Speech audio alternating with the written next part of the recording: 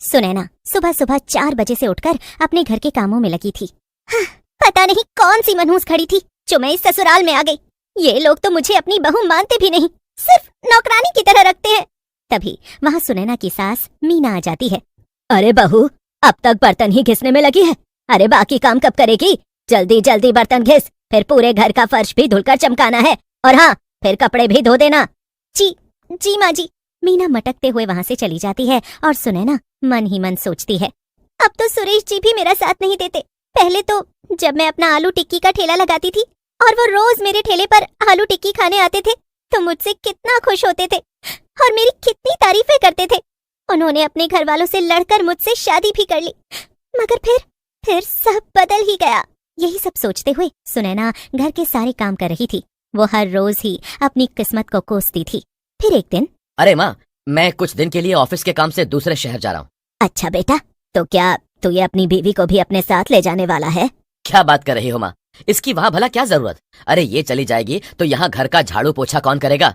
और वैसे भी माँ, इसकी हालत देखो, इतना समय हो गया इसका वो ठेला बंद करवाए हुए और अपने अच्छे घर में लाए हुए, लेकिन देखो अब भी एकदम फटीचर गरीब जैसे दिखती है। इसे लेकर जाऊंगा तो कंपनी वालों के सामने मेरी बेइज्जती हो जाएगी। बात तो सच कही सुरेश, मगर ये सब गलती भी तो तेरी ही है। तुझे ही भूत सवार हुआ था ना एक आलू टिक्की बेचने वाली से शादी करने का। अब भुगत, और क्या। सुरेश चला जाता है और मीना बैठकर चाय पीने लगती है, मगर वहीं सब सुन लेती है और रोते हुए अपने कमरे में चली जाती है। जब इतनी ही दिक्कत थी तो मुझे सपने क्यों दिखाए, मुझसे शादी क्यों की? मुझे तो लगा था कि ये लोग मेरी जिंदगी बदल देंगे, मगर इससे ज्यादा खुश तो मैं आलू टिक्की बेचकर ही होती थी। कितना मजा आता था गरम गरम आलू टिक्की बनाने में, और जब लोग मेरी आलू टिक्की खाते थे तो कितने खुश होते थे। मुझे खूब पैसे भी मिल जाते थे। मैं अकेली थी मगर खुशी खुशी रह रही थी।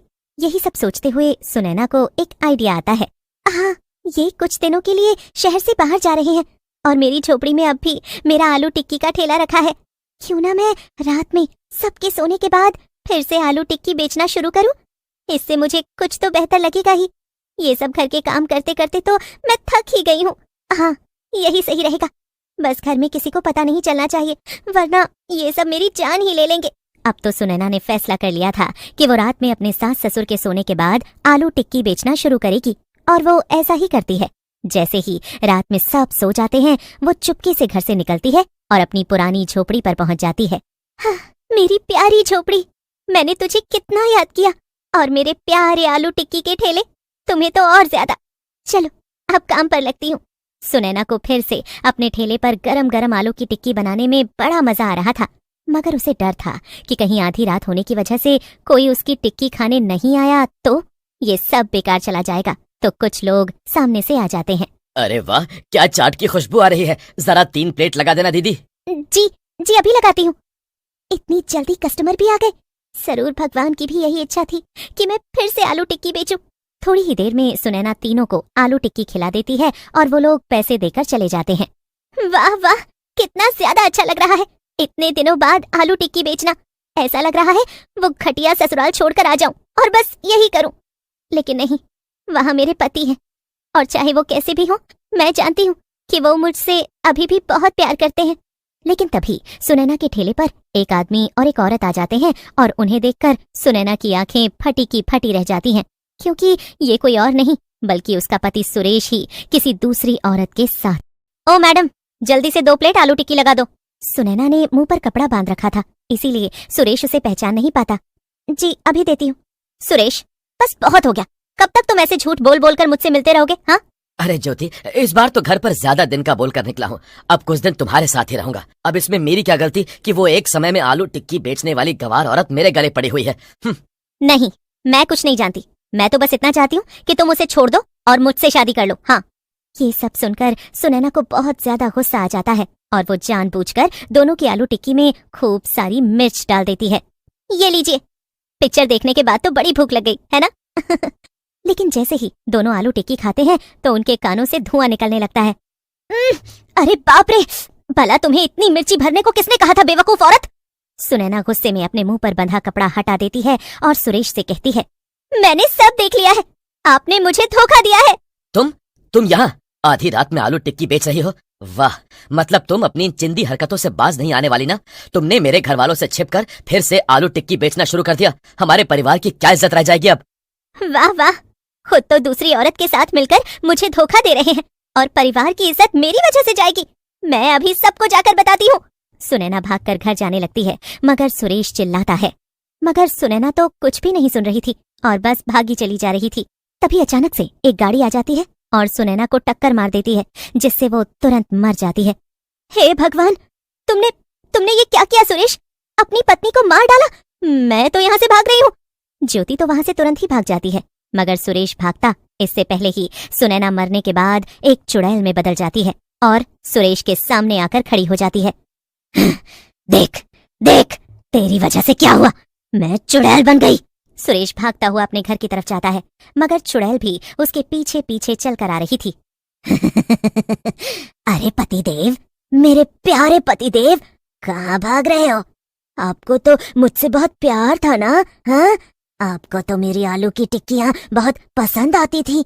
अब क्या हो गया ऐसा जो आपने मुझे धोखा दिया और फिर मार भी दिया? सुरेश भागता हुआ घर के अंदर चला जाता है और दरवाजा अंदर से बंद कर देता है। अरे सुरेश, तू तो दूसरे शहर गया था ना, इतनी जल्दी वापस आ गया और इतना डरा हुआ क्यों है? तभी अचानक से मीना के पीछे चुड़ैल आ जाती है। चुड़ैल! अच्छा बुढ़िया, क्या बोल रही थी अभी? मुझसे पीछा छुड़वाएगी अपने बेटे का? हाँ, रुक, अभी बताती हूँ तुझे।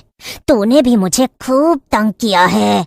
बचाओ बचाओ, कोई मुझे बचा लो। अब बोल बुढ़िया, मेरे और मेरे पति देव के बीच में पटर पटर बोलेगी हैं? नहीं, कभी नहीं बोलूंगी। तुम कहो तो मैं अपने मुंह पर टेप भी लगा लूंगी। हाँ, चल चल, ज्यादा जुबान मत चला, वरना अभी तेरी जुबान खींच लूंगी, समझी बुढ़िया? चुड़ैल की बात सुनकर मीना एकदम चुप हो जाती है और अब चुड़ैल सुरेश की तरफ बढ़ती है। ये डर मुझे अच्छा लगा, लेकिन मैं अपना बदला तो लेकर रहूंगी पतिदेव। आपने मुझे बहुत परेशान किया और फिर आखिर में मार ही डाला, तो बदला लेना तो बनता है ना? कोई नहीं बचाने वाला, न माँ न पा। तू है भी तो एक कमजोर बुढ़िया। तू सिर्फ दूसरों को परेशान कर सकती है, उनकी मदद नहीं कर सकती। खैर, अब मुझे तुम लोगों से कोई लेना देना नहीं, मैं आजाद हूँ। मैं चली अपना आलू टिक्की का ठेला चलाने। सब कुछ छोड़कर चुड़ैल अपने ठेले के पास आ जाती है और फिर से आलू टिक्की बेचना शुरू कर देती है। पूरे शहर में ये बात फैल जाती है कि एक चुड़ैल बहुत ही स्वादिष्ट आलू टिक्की बेचती है और फिर सब लोग सिर्फ उसी की टिक्की खाने जाने लगते हैं।